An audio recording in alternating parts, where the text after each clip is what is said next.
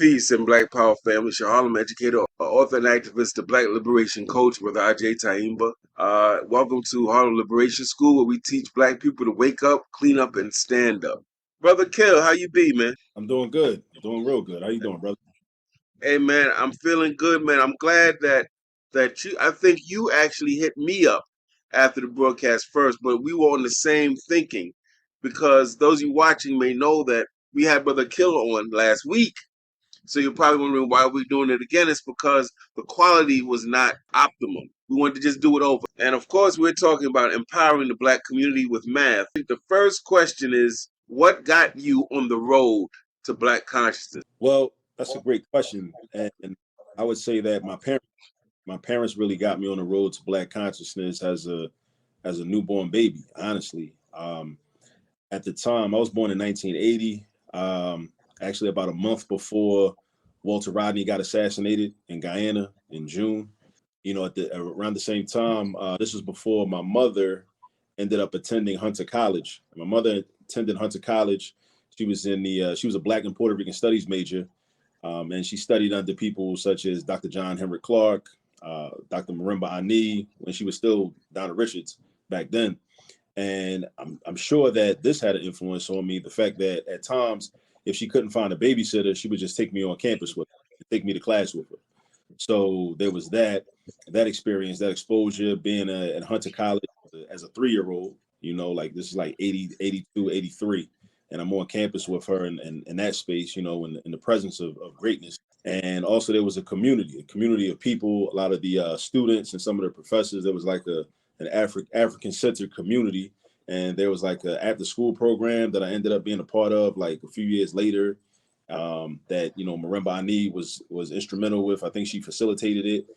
And in the house, as long as I can remember, in our apartment in the Bronx where I was born, even though I grew up in Baltimore, but I spent the first 7 years of my life in the Bronx, right on Sedgwick Avenue. There was always there was two things, distinctive things I remember in the apartment: a map of Africa and a large poster of Marcus Garvey. And in addition to that, we always, we were celebrating Kwanzaa, my whole life.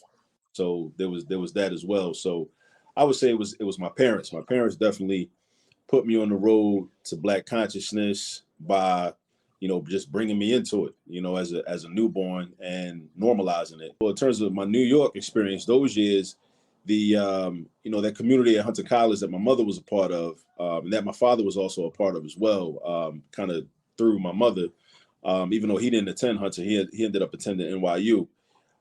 So that community was very instrumental. But then when we moved to Baltimore, it was a huge transition because in Baltimore, it was a brand new start. I didn't want to be there. I was 7 years old, 8 years old, and I didn't have any family there. So that's why like Baltimore, like I didn't like it at first, but I was young and impressionable. I was a child. I didn't know no better. All I knew was that I couldn't go to grandma's house, very easily because now all of a sudden grandma lives 200 miles away. So, I couldn't get there. So I kind of antagonized Baltimore as the culprit that was responsible for the fact that I couldn't go to grandma's house, or I couldn't go to Aunt Cheryl's house, So, but as I was there, and we would still travel back and forth sometimes, at school breaks and whatnot. But I became acclimated to it. I made friends, and I went through school, and I got a good solid academic foundation. There was a lot of cultural violence like within that academic foundation, though, because I went to Eurocentric schools, neo-colonial schools, but while I was in those schools, I met a lot of good sisters and brothers, a lot of good Black people that I'm still friends with, today. And I still, network with and still hang out with and whatnot. And, that I've known for a very long time, a lot of good humans, that I met growing up in Baltimore. After I ended up, after going to Morehouse for 1 year for my freshman year of college, being down in Atlanta, I ended up transferring to Morgan State. So I came back to Baltimore and I, matriculated in Morgan State. And then I ended up in Philly.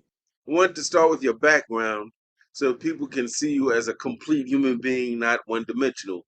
Mm-hmm. But I think a lot of people are drawn to this broadcast as they hear about this math, right? Now, so many of us, good brothers, are intimidated. We're scared to death of math, word problems, fractions. I don't care what it is, algebras or cosine and so. Oh my God, people get headaches.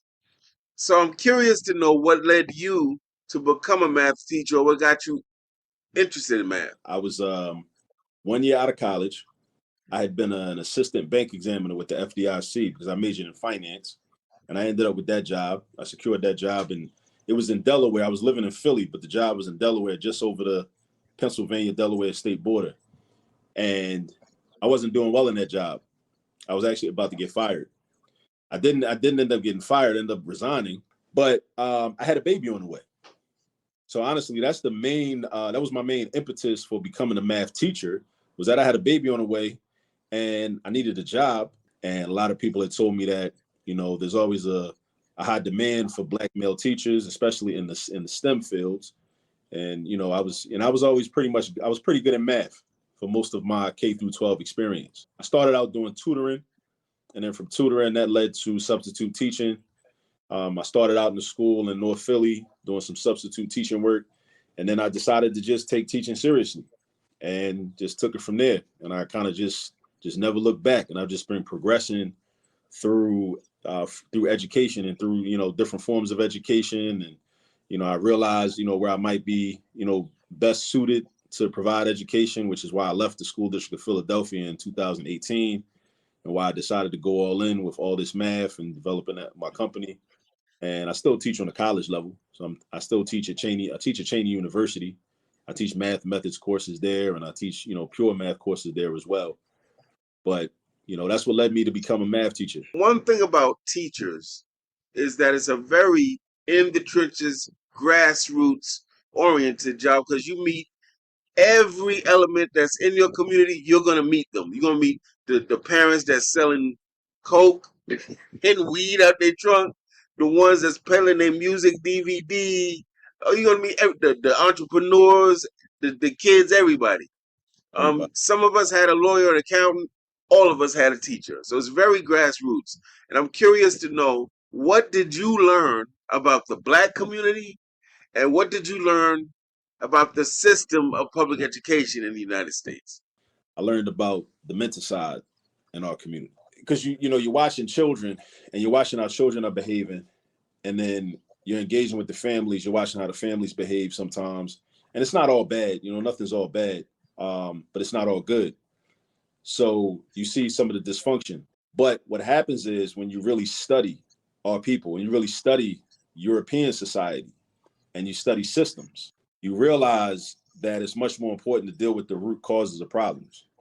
So whereas a lot of our people, black people that may be formally educated, maybe middle class, they go into classrooms in the hood and they see the dysfunction, and then it causes them. And I think Woodson talked about this in the miseducation of the Negro. They witness this dysfunction, and then it causes them to further develop a hatred for black people, and they feel more alienated, and say, like, they don't want to be around black people, because they never go deeper and realize, okay, well, the things that I don't like that I'm seeing, where did they come from? Like, we can agree that there is a lot of dysfunction, but where did it come from? Who's really responsible for it? And does it serve a purpose? And does it serve a goal? Does some group or some entities, do they benefit from it? Because in order for America to function and thrive and be maintained, black people have to act a certain way. Black people have to play a certain part. It's like Amos Wilson always would say, in order for America to function, African people, black people have to be out of their mind. We have to be out of our minds.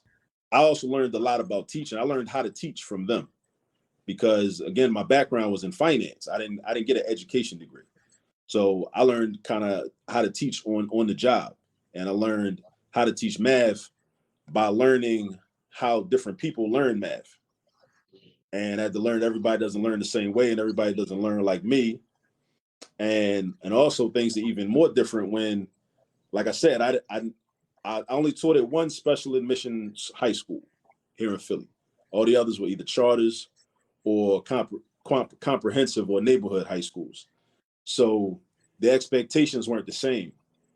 And a lot of times in those schools, by the time students get to the high school level, they've already been so beaten down by public education or charter school education that they're not really buying into it. They're just trying to, get their high school diploma and then go get a job anyway. So when you're sitting there trying to, impress upon them the importance of geometry or algebra 2, a lot of them they can't really comprehend that, because for so long they've received a different type of propaganda, which is that they're not good enough for math, they're not intelligent enough to excel in math, and that math is irrelevant. You're doing things outside of the classroom that kind of you can use in the classroom, but realizing that a lot of our youth and adults are not in the classroom. You do these other things. And I wanted to give you I wanted to highlight that. You created at least two things that caught my attention that empower our people in terms of math.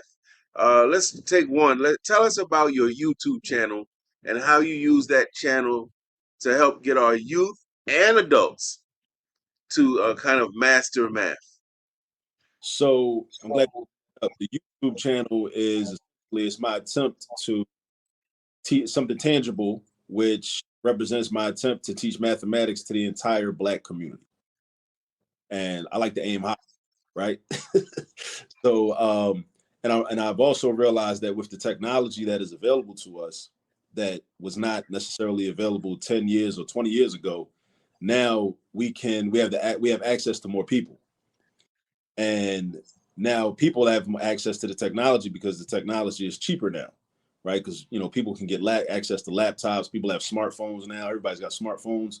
Because I also understand that most of our children are not learning math in school, and also because I understand the importance of mathematics in terms of liberation. I see math as a tool of liberation, one of the most important tools of liberation, and not because you can solve equations using math, but because math is synonymous with problem solving and also problem identification.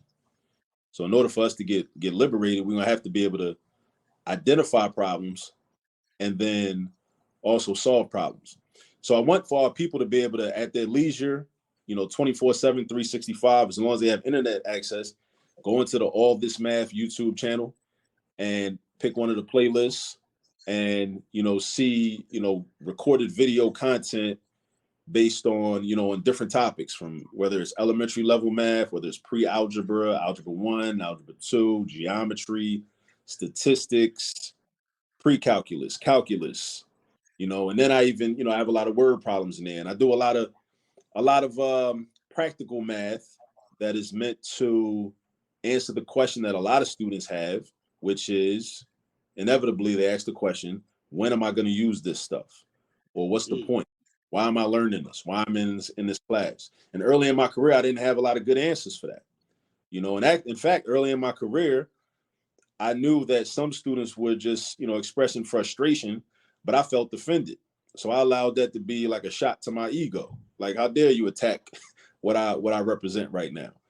That was my own immaturity, and not realizing that actually, even if the student doesn't realize it, it's probably one of the best questions that they can ask.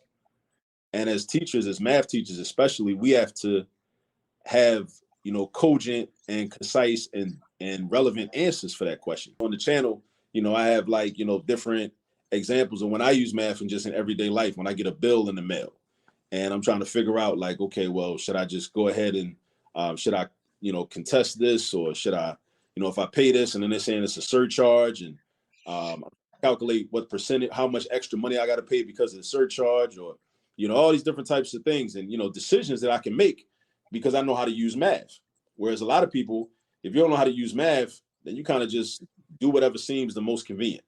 And a lot of times you end up spending a lot more money than you necessarily need to, because you can't do like a comparative analysis, right? Because you don't know how to do it. And if you don't know how to do it, then you're just like, all right, well, whatever it says to do, I'm gonna just do that, because that seems to be the path of least resistance. And that seems to be the easiest, but you end up losing out.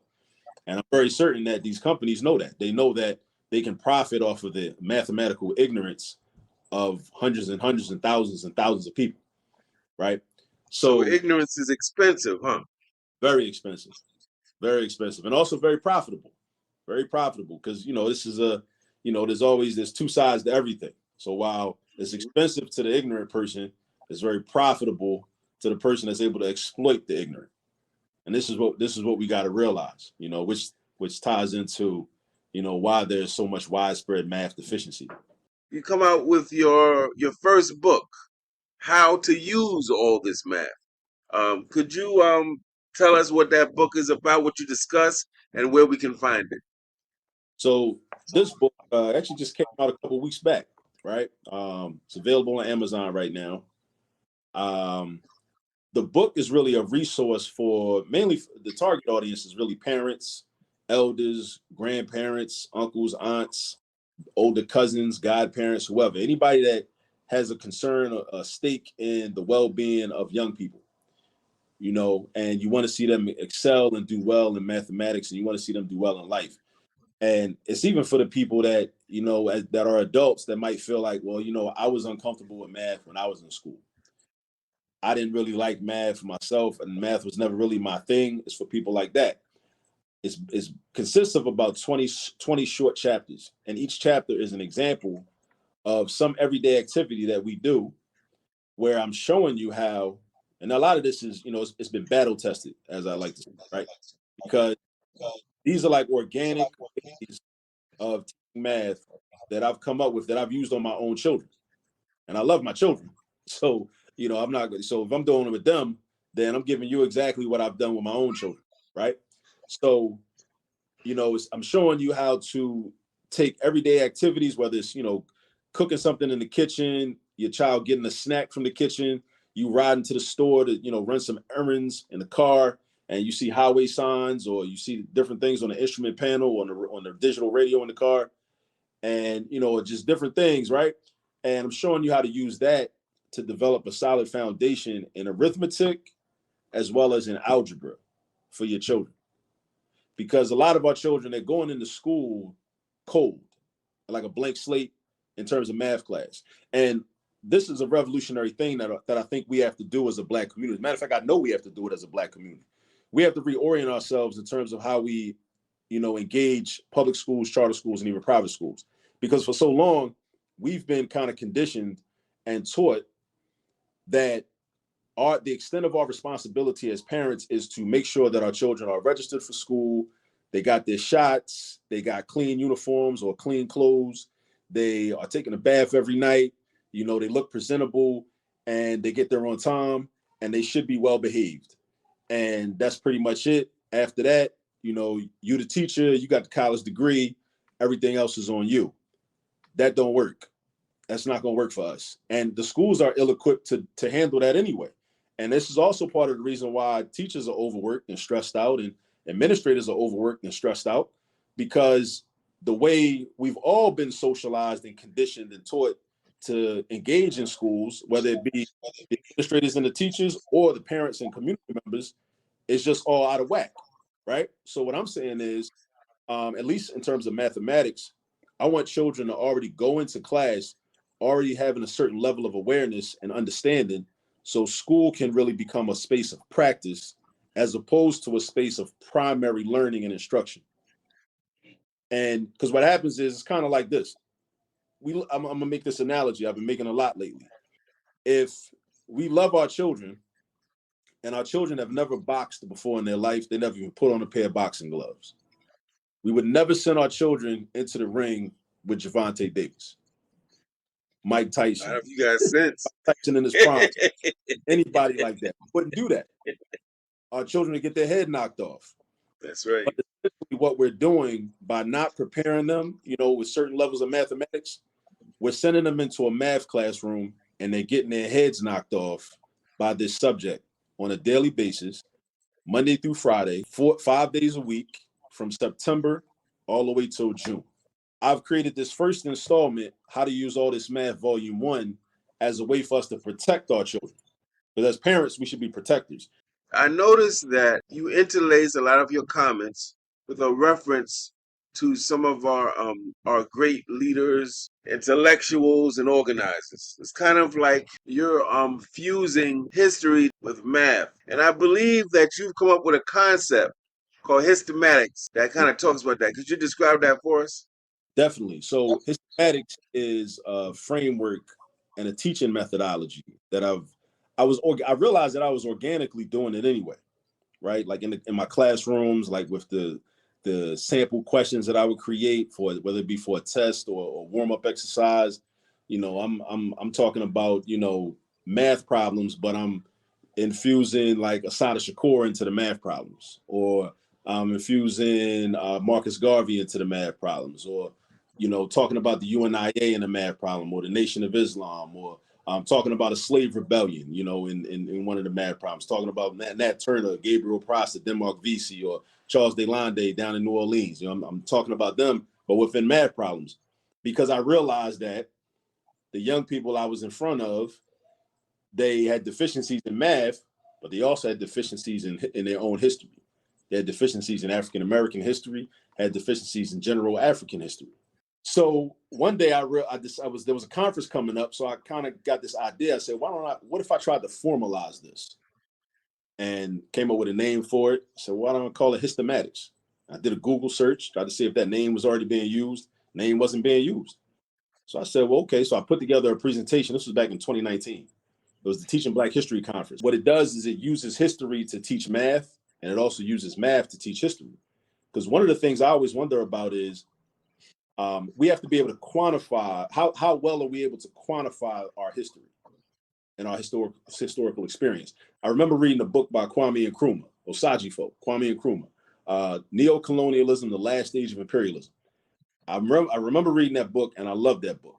What I noticed was he was giving you like specific numbers, like how many tons they took in this year, and what was the trend, and what was the percentage of how much silver was stolen, or how much bauxite was stolen, or how much rubber was stolen from Liberia.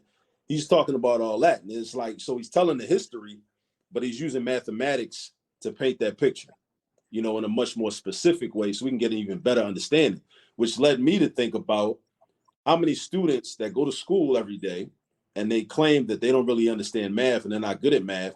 So as a consequence of that, they don't really understand percentages or ratios. So then I wonder, well, if you sit in history class and there are a whole lot of percentages in history textbooks, there are a whole lot of ratios in history textbooks. So how can you really understand the information that's being placed in front of you, what that the teacher is saying to you, if you don't really understand those mathematical concepts that are embedded within that history text? So what Histomatics is meant to do is to teach that math, to teach about percentages, teach the skill of how to calculate percentages, how to understand percentages by talking about history. So what I'm saying is, well, young people that are coming up today, I want them to still learn all that math, but at the same time, you're gonna learn about Thomas Sankara. And then hopefully when you learn all that math and you learn about Thomas Sankara, then you're like, as you progress and become older, then because you have examples like Thomas Sankara, now you're like, okay, well, who was Thomas Sankara and what did he do? And so what should I do with this brilliance that I have? Should I use my brilliance to uphold neo-colonialism?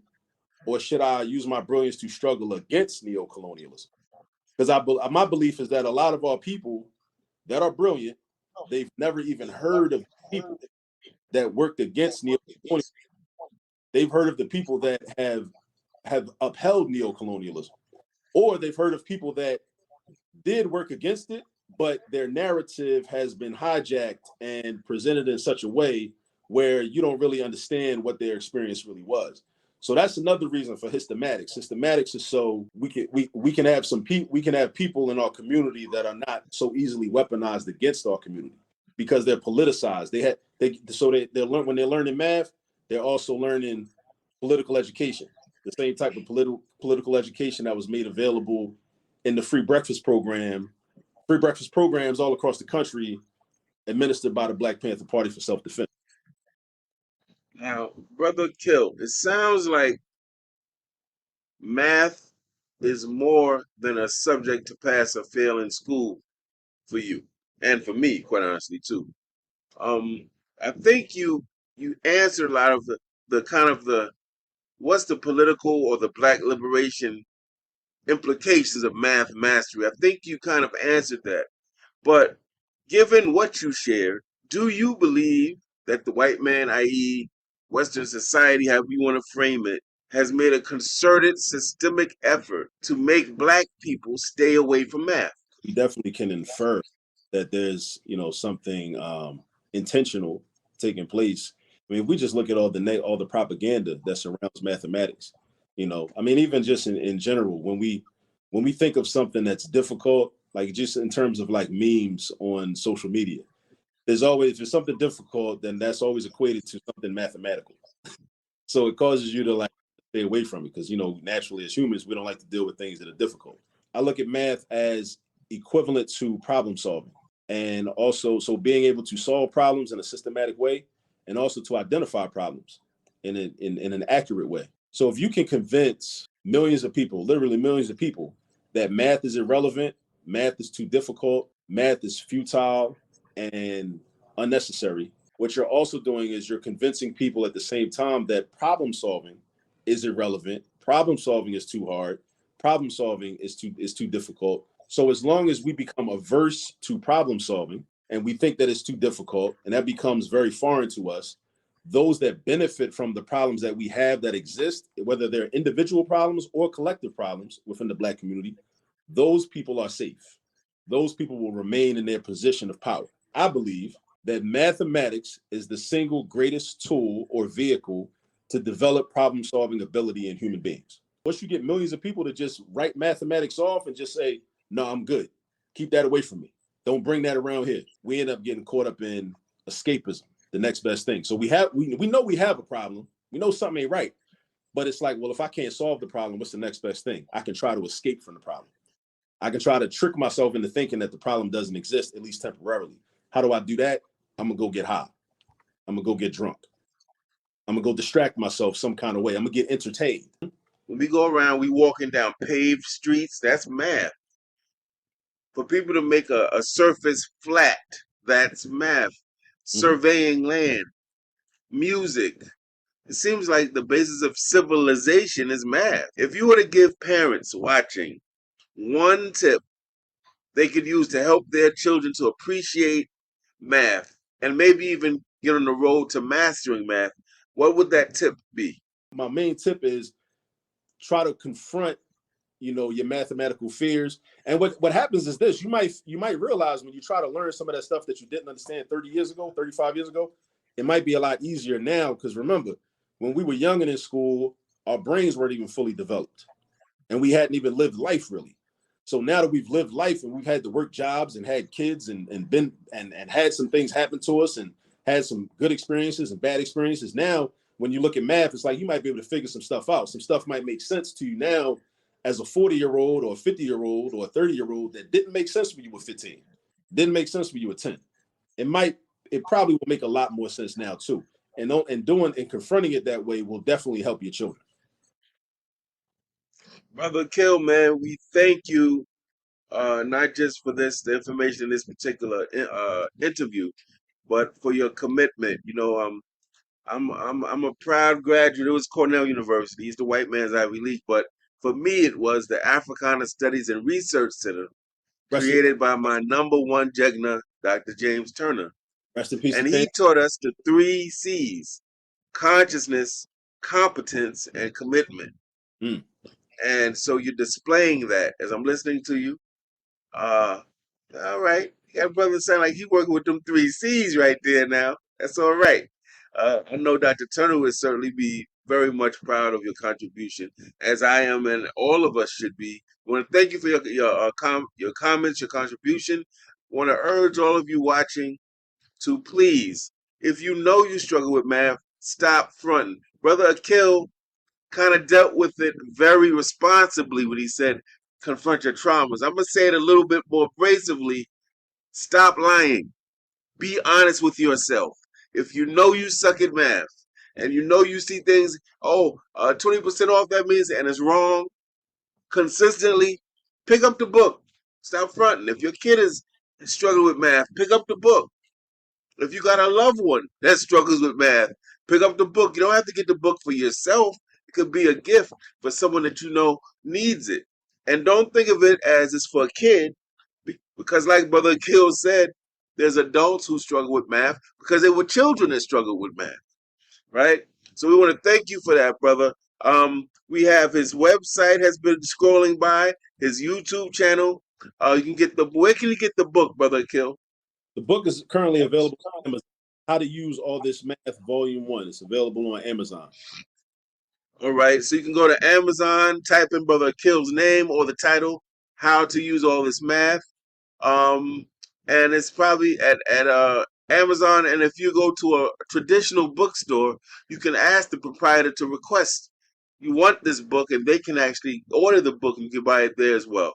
Brother Akil, once again, thank you, good brother, and we'll be talking to you soon, most definitely. All right, All right. peace. Peace.